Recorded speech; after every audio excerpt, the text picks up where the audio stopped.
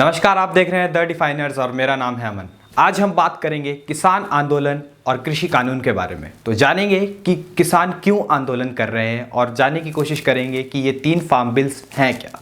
जो पहला बिल है वो है the farmers agreement on price assurance and farm services bill 2020 और जो दूसरा बिल है उसका नाम है the farm produce trade and commerce bill 2020। तीसरा बिल है उसका नाम है द एसेंशियल कमोडिटी बिल 2020। सबसे पहले जानने की कोशिश करते हैं कि ये जो पहला बिल है वो क्या कहता है।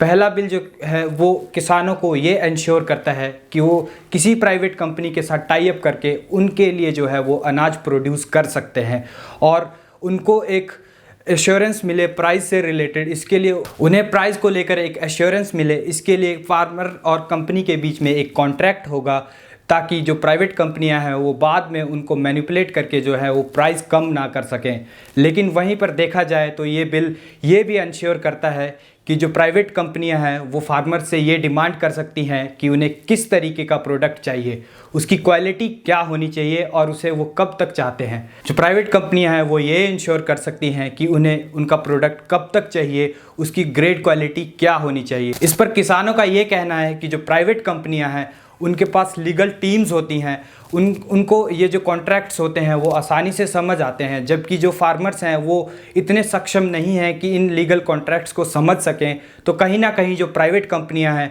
उन्हें इस पर मैनिपुलेट कर सकती हैं और उन लीगल टर्म्स को उन्हीं के खिलाफ इस्तेमाल कर सकती हैं। वहीं जो दूसरा बिल है वो ये इंश्योर करता है कि जो फार्मर है वो एपीएमसी मंडियों के बाहर जाकर अपना सामान बेच सकता है। पहले किसानों को ये छूट नहीं होती थी कि वो एपीएमसी मंडियों के बाहर अपना सामान बेच सके।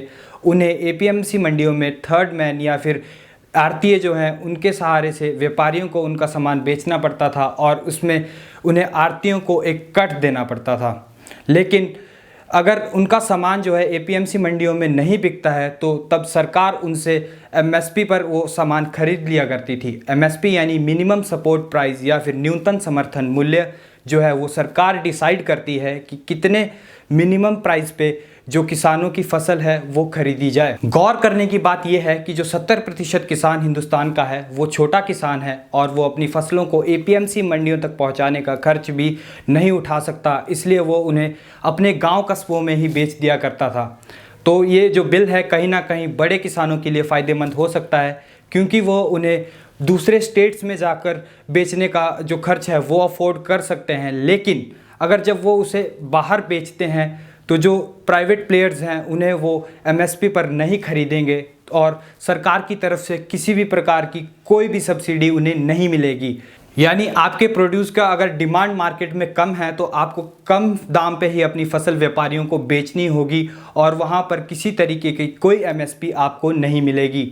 वहीं अगर सरकार की माने तो सरकार का कहना ये है कि इससे प्राइवेट सेक्टर का इन्वेस्टमेंट एग्रीकल्चर सेक्टर में बढ़ेगा और इससे ट्रांसपोर्टेशन जो चार्जेस हैं उनमें भी कमी आएगी। तो चलिए जानते हैं कि तीसरा एक्ट है क्या, द एसेंशियल कमोडिटी एक्ट 2020। इसमें कुछ सुधार किए गए हैं, कुछ अमेंडमेंट्स किए गए हैं। एसेंशियल कमोडिटी एक्ट ये इंश्योर करता है कि जो डेली नीड्स के प्रोडक्ट हैं, जो एसेंशियल कमोडिटीज़ हैं, उनकी स्टोरेज के ऊपर बैन लगाई जा सके, एक आर्टिफिशियल डिमांड ना पैदा की जा सके मार्केट में ताकि एक प्राइस हाइप ना हो सके डेली नीड्स के प्रोडक्ट में, क्योंकि ये डायरेक्टली अफेक्ट करता है हर एक कॉमन मैन को। और इसमें अमेंडमेंट्स क्या हुए हैं, सरकार ने इन्हें एसेंशियल कमोडिटीज़ से निकाल दिया है और सिर्फ इन्हें तभी ऐड किया जा सकता है अगर देश में कोई वॉर की परिस्थिति आती है या फिर किसी तरीके की कोई नेचुरल डिज़ास्टर या फिर सूखा पड़ता है या फिर इनका जो प्राइस है वो ज़्यादा इंक्रीज़ हो जाता है। सबसे पहले जानते हैं कि इनमें आता क्या क्या है। Serial, pulses, edible oil, onion and potatoes. अब सरकार ये कैसे इंश्योर करेगी कि प्राइस कितना हाइप हुआ है और कब उन्हें एसेंशियल कमोडिटीज़ में वापस लाना है। इन चीज़ों को 2 मेन पार्ट्स में डिवाइड किया गया है, non perishable and perishable product. Non perishable products वो होते हैं जो कि लॉन्ग टर्म तक स्टोर किए जा सकते हैं।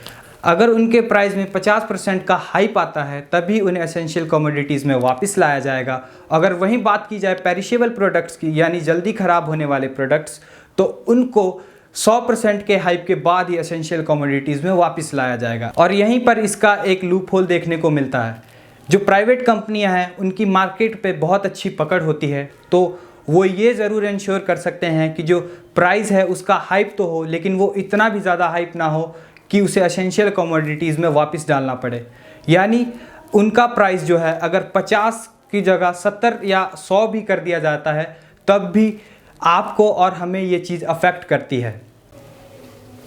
एक सिंपल एग्जांपल देके समझाया जाए तो 50 रुपये किलो बिकने वाला जो प्याज है, जब तक वो 150 किलो तक नहीं पहुंच जाता तब तक उसे एसेंशियल कमोडिटीज़ में वापस नहीं लिया जाएगा।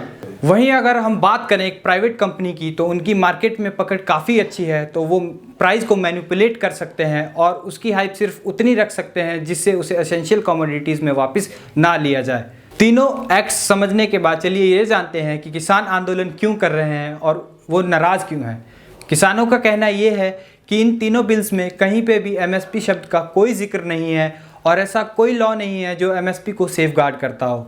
उनका कहना ये है कि जब सरकार ने उन्हें एपीएमसी मंडियों के बाहर उनका अनाज बेचने की सहूलियत दे ही दी है, तो एमएसपी को एक कानूनी जामा पहना दिया जाए ताकि जो प्राइवेट कंपनियां हैं उन्हें वो प्राइस को लेके एक्सप्लॉइट ना कर सकें।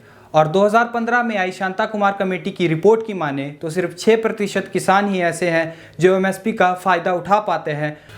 बाकी किसान या तो एमएसपी से नीचे ही व्यापारियों को अपनी फसल बेच देते हैं, या फिर जो 70% किसान हैं वो छोटे किसान हैं, वो एपीएमसी मंडियों तक पहुंच ही नहीं पाते। एमएसपी लागू होना इसलिए भी ज़रूरी है क्योंकि जो किसान है वो अपनी फसल उगाने के लिए जो सामान खरीदता है उसे वो रिटेल प्राइस पे ख़रीदता है, जबकि अपनी फसलों को वो होलसेल प्राइस पे बेचता है। एमएसपी लागू होने से किसानों को एक तय और किफ़ायती मूल्य मिलेगा। अगर हमारी माने तो हमारा मानना भी यही है कि अगर इन बिल्स के लूप होल पे काम किया जाए तो कहीं ना कहीं ये फ़ायदेमंद साबित हो सकते हैं किसानों के लिए, और किसानों को भी सरकार के ऊपर इन लूप होल्स में अमेंडमेंट करने के ऊपर जोर डालना चाहिए, ना कि इन बिल्स को वापस लेने का।